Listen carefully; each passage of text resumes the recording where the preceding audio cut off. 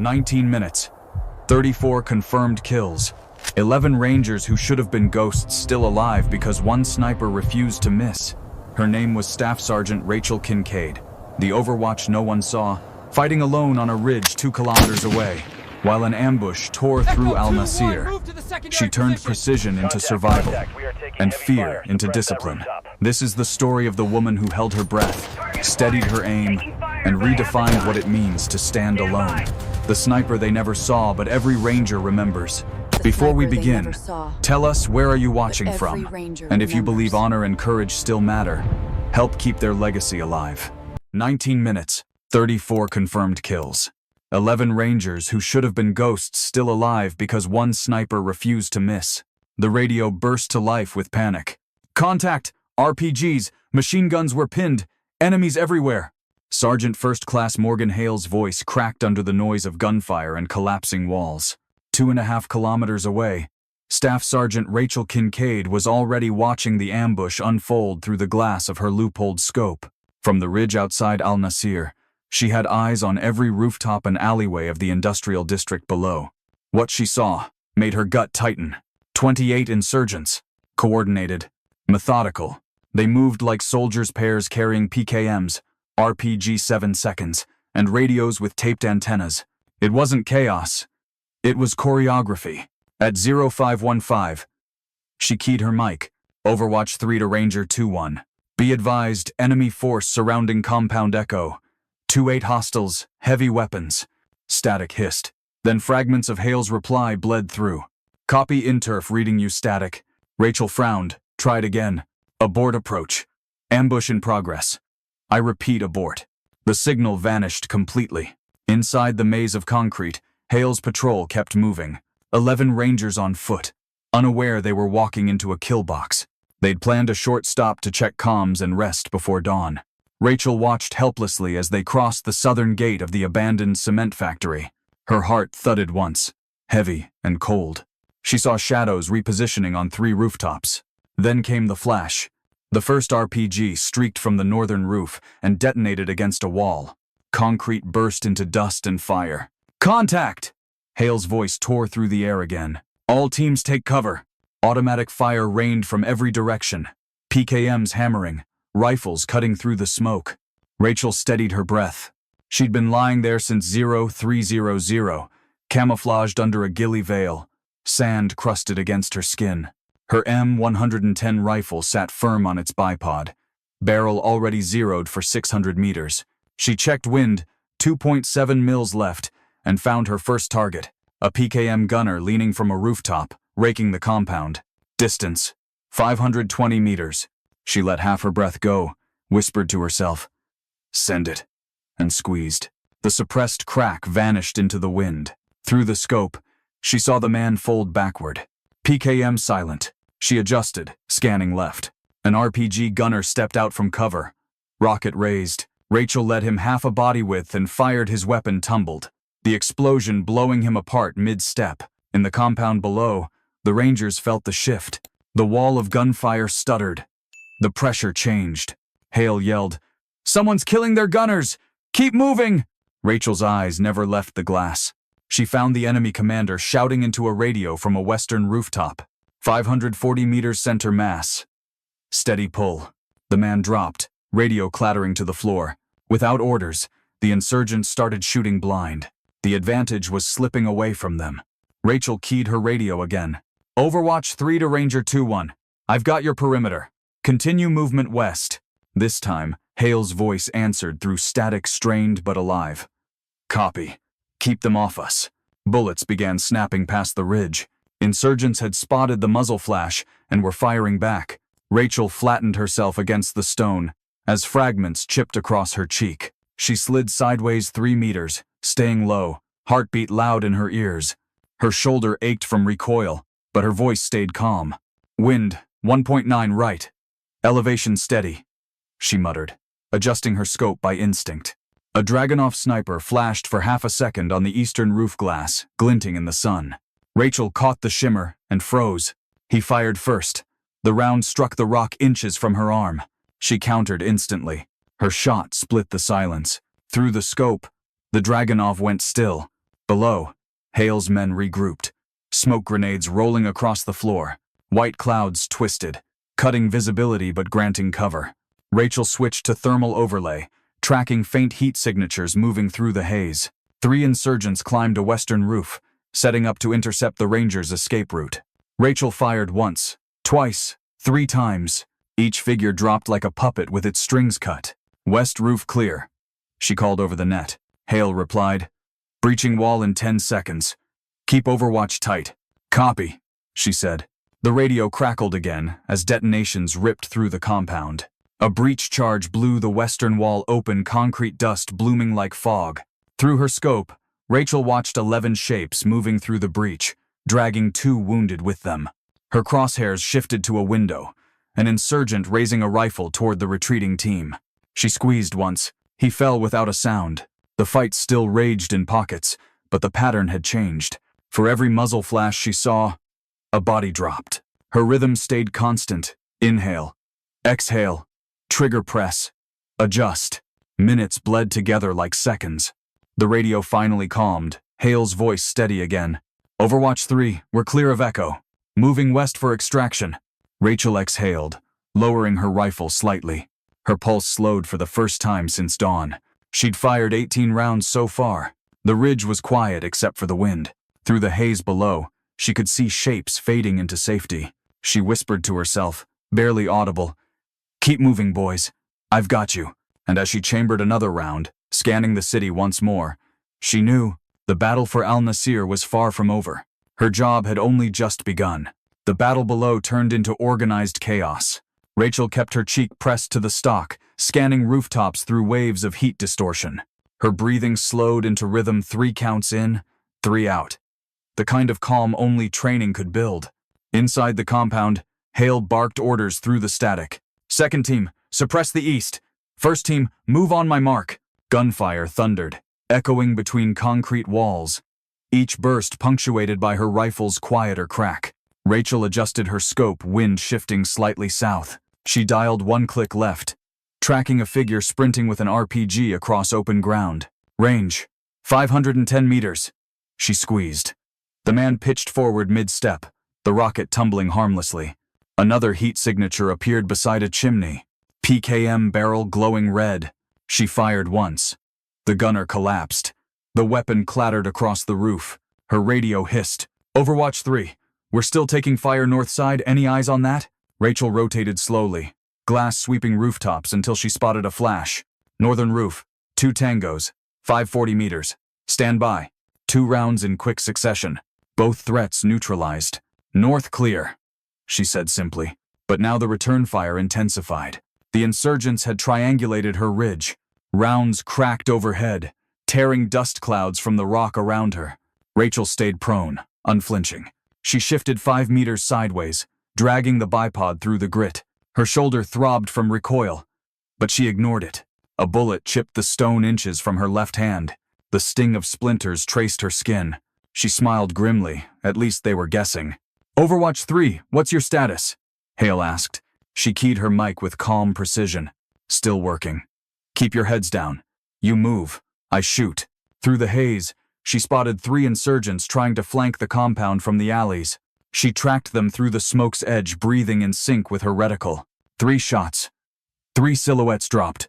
Her M110 hissed faintly as she swapped magazines. She whispered the count to herself. 37 rounds down. Each one measured, each one deliberate. Hale's men began popping more smoke for extraction. The compound filled with white plumes swirling like ghosts. Rachel's vision blurred, but she could still read the battle by sound, the tempo of distant gunfire, the rhythm of returning fire. She switched to thermal. Shapes glowed against the cold background movement on the rooftops, frantic and desperate. One fighter dragging a PKM, another trying to load a new RPG. She picked off the loader first, then the commander waving a radio on the far balcony. The headset flew from his hand as he dropped backward into shadow. Below, Hale and Morales started their withdrawal. "Breaching west wall," Hale yelled. "All teams cover and move." Rachel sighted the rooftop overwatch again. 3 more hostiles. "Copy," she said softly. 3 measured pulls. 3 lifeless forms. As the Rangers breached the wall, She caught a glint from the east scope reflection. Another sniper. Dragunov again. He had better position and elevation. One mistake, and she'd never see the flash. Rachel exhaled, scanning the shimmer until she found the distortion of the barrel. She held steady for almost 5 full seconds. When she fired, her round split his muzzle flash in half. Silence followed. No counterfire, just the ringing hum of heat and adrenaline. In the compound, Brooks, the youngest ranger, was carrying a wounded man when Hale noticed the change. The gunfire had slowed to sporadic bursts. "Someone's cleaning house for us," he muttered. "Overwatch 3, Hale said over the comms. "You just saved our exit route." Rachel's reply came quiet and controlled. "Just earning my pay, sir." Then she heard new noise movement closer this time. Through her scope, 8 figures emerged, sprinting from the southern edge toward the alley. Too close to shoot without risking the rangers. "Contact south. 8 hostiles heading for your flank," she transmitted. "Negative line of fire from my position." "Copy," Hale replied. "We'll handle it." A few seconds later, she heard the firefight break out below 15 seconds of chaos. Then nothing. Her jaw clenched, listening. Then Hale's voice came back, breathing heavy but steady. "All clear, moving to extraction." Rachel scanned one final time. 5 insurgents still alive, retreating into the alleys. She put them down methodically, one after another, until her rifle finally clicked empty. She lay back, staring at the pale sky as the radio crackled again. "Overwatch 3, all personnel accounted for, casualties stable, you're clear to move, they will see Hadbian." Rachel rolled onto her side, exhausted but steady. She'd fired 78 rounds in 19 minutes. 32 confirmed kills. 11 rangers still alive. The ridge was quiet again, just wind and sand drifting over empty casings. Rachel pulled her hood back and smiled faintly. "Mission complete," she whispered. Then she packed her rifle, stood, and began the long, silent walk down toward the smoke. When the shooting finally stopped, the silence felt heavier than the gunfire. Smoke hung in the air like a living thing, curling between the ruins of Compound Echo. Rachel Kincaid watched from the ridge as the quick reaction force rolled in 4 strikers cutting through the dust. The city shimmered under the late morning heat. Through her binoculars, she saw shapes moving, rangers helping the wounded, dragging crates, checking corners. Every man still standing was a small miracle. She slung her rifle across her shoulder and started down the slope. Each step sank into soft sand, her boots grinding over empty brass and shattered rock. Her arms ached, her face streaked with dirt and sweat. But she kept walking toward the smoke. At the compound gate, the first striker idled, its gunner scanning rooftops. Hale climbed out, face gray with exhaustion, eyes bloodshot. When he saw her, he froze for a moment, then walked straight toward her. He extended a hand. "Staff Sergeant Kincaid?" Rachel nodded once. Hale's grip was strong, but his voice trembled when he spoke. "You saved every man in there." Rachel shook her head. "You kept them alive long enough for me to help. That's teamwork." Behind him, Morales limped out, one arm bandaged. "Ma'am," he said, voice hoarse, "remind me to never make you angry." The rangers laughed weakly, their relief raw and unfiltered. Brooks, the youngest, still had shaking hands as he loaded magazines into a bag. He looked up at Rachel like he was seeing something unreal. "I thought we were done for." Then, the noise stopped. Rachel smiled faintly.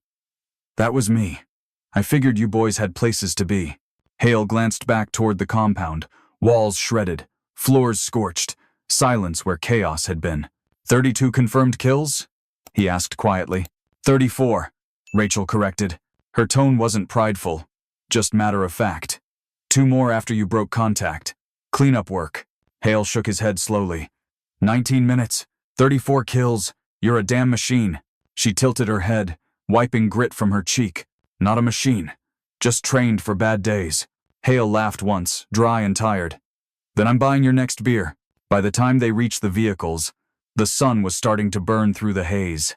Rachel climbed into the rear of a striker beside Morales and Brooks. No one spoke during the long ride back. The hum of the engine blended with the rhythmic clatter of gear. Rachel sat with her rifle across her knees, eyes unfocused. She wasn't thinking about kills or medals, just faces, voices, radio calls that had almost gone silent forever. When the convoy reached Forward Operating Base Lincoln, The gates opened to chaos again. Medics rushing stretchers, mechanics refueling, officers shouting orders, but inside the command tent, the world shifted from survival to paperwork. Debrief time. Colonel Dana Harrington sat at the head of the table, flanked by Major Colin Reeves and Captain Lauren Chu. Maps and drone images covered the walls. Rachel stood at attention, dirt still streaked on her uniform. "Sit, Sergeant," Harrington said evenly. "Let's walk through this." They known the realm. Rachel nodded, stepping forward to the map. She traced lines with her finger enemy approach routes, firing positions, sight angles. Reeves, the operations officer, jotted notes, confirming 119 rounds fired, 34 confirmed kills, duration 19 minutes under direct fire. He looked up, stunned. 91% hit rate under pressure. That's almost impossible. Not impossible, Rachel replied quietly. Captain Chu flipped to a satellite image, tapping one figure among the dead. "This one here, your second target. Abdullah Ghaffar, high-value target on task force's kill list." Rachel frowned. "I didn't know that. You eliminated the man behind the IED network responsible for 3 convoy attacks last month," Chu said. "The ambush wasn't random. It was an execution setup. They wanted to capture your patrol on camera." The tent fell silent. Hale, seated at the far end, looked at Rachel with new understanding. "You didn't just save us," he said. "You stopped a damn propaganda war." Harrington nodded slowly, her expression unreadable. "You acted without hesitation, maintained precision under direct fire, and prevented a mass casualty event. That's beyond standard valor." She reached for a folder and slid it across the table. "Recommendation for Bronze Star with Valor device," she said. Rachel blinked once, then nodded. "Thank you, ma'am." "Don't thank me," Harrington replied. "You earned it." Hale stood as the meeting ended. He hesitated, then said, "You're one of us, Kincaid. Rangers lead the way, but sometimes we follow your shots." Rachel smiled faintly. "Just doing Overwatch, Sergeant. You lead, I clear the path." Outside the tent, the sun was dipping low, turning the base gold and quiet. Rachel walked past parked vehicles and rows of flags fluttering in the dry wind. The air still smelled of smoke and cordite, faint reminders of the ridge. She paused near the perimeter fence, watching the horizon. Beyond that line, the desert stretched empty and endless. Somewhere out there, another patrol would walk into danger. And she knew, without question, she'd be on the ridge again, scope steady, breath even, guarding voices she might never meet. Her radio crackled softly in her ear, distant chatter from another mission spinning up. Rachel Kincaid turned toward it, her voice calm as ever. "Overwatch 3, she said. "Standing by." 6 weeks later, the desert was quiet again. A different ridge, a different city, but the same wind pressed against Rachel Kincaid's cheek as she adjusted her scope. Beside her lay Private First Class Tyler McRae, 21, sharp eyes, green nerves. His breathing was uneven, his finger trembling just above the trigger. Rachel didn't look at him. She could hear every mistake in the way he exhaled. "Slow it down," she said softly. He blinked. "Sorry, ma'am. Just feels different out here than on the range." "It's supposed to," Rachel replied. "That's how you know it's real." They were providing overwatch for a patrol moving through the outskirts of Al-Hadid, a small Iraqi city baked under afternoon heat. Dust shimmered in the air like static. Through her scope, Rachel tracked the patrol's lead man, clearing a market street below. "What do you see?" she asked. Tyler scanned through his loopholed scope, biting his lip. "Civilians. Mostly. One woman hanging laundry. Car parked against a wall. Looks normal." Rachel kept watching. "Look again. Third window on the left, curtains moving, but there's no wind." Tyler adjusted his zoom, focusing. "Someone's behind it. Mark it. Don't shoot." He frowned. "Why not?" "Because our job is to confirm threats, not assume them. Patience is precision." Minutes dragged. The patrol continued down the street, shadows stretching long. Rachel sipped warm water from her canteen and watched Tyler's jaw tighten as nothing happened. Then movement, a white sedan creeping down the road, too slow for normal traffic. 4 men inside, scanning rooftops. Tyler's voice dropped. "Possible recon vehicle. They're watching the patrol." "Good read," Rachel said quietly. "Range 480, wind 2 right, But don't fire unless they engage. He hesitated. Even if they're scouting? Yes. The bullet you hold back is sometimes the one that saves more lives. The car rolled past the patrol and kept going. Rachel saw the tension leave his shoulders. He exhaled hard, wiping sweat from his temple. Feels wrong to just let them go. Rachel gave a thin smile. You'll learn. Sometimes restraint is the hardest shot you'll ever take. He nodded, half understanding. Still young enough to think action always meant heroism. Then he froze. Two figures appeared on a rooftop half a kilometer away. Tyler adjusted his lens RPG tube, glinting in the sun. They're setting up a launcher. Confirmed hostile intent. Rachel's tone stayed calm. You have the shot. Wind 3 right. Range 600. He steadied himself. Slow breath. Finger resting on the trigger. Send it. The rifle cracked. The gunner dropped instantly.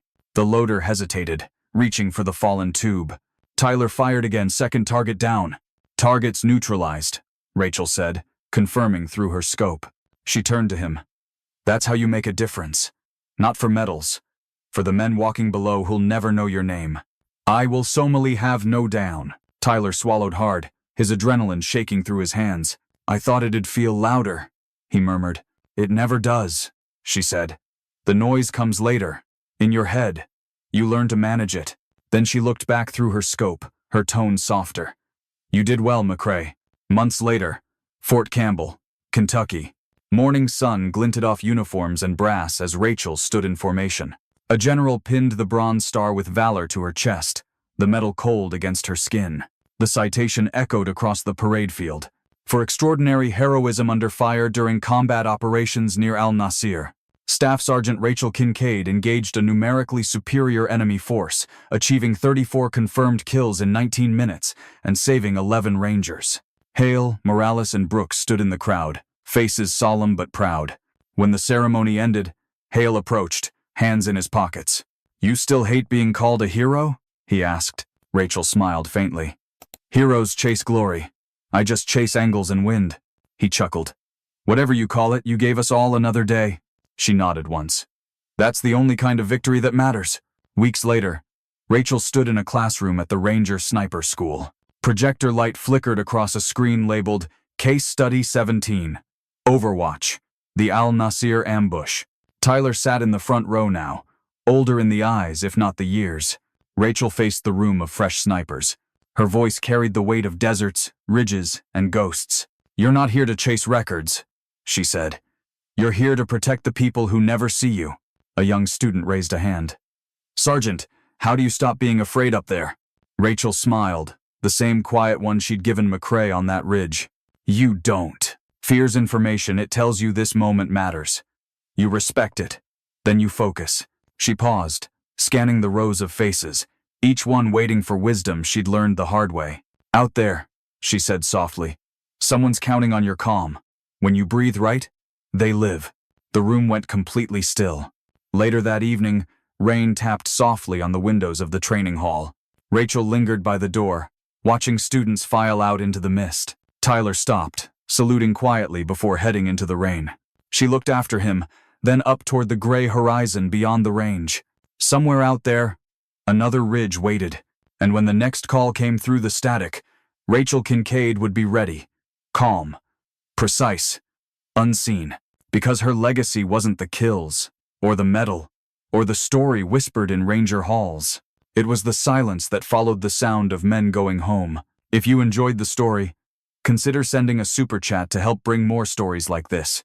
Now, click on the video on the screen to hear another story that's just as powerful and captivating with courage, sacrifice, and a choice that will leave you questioning everything you thought you knew about duty and justice.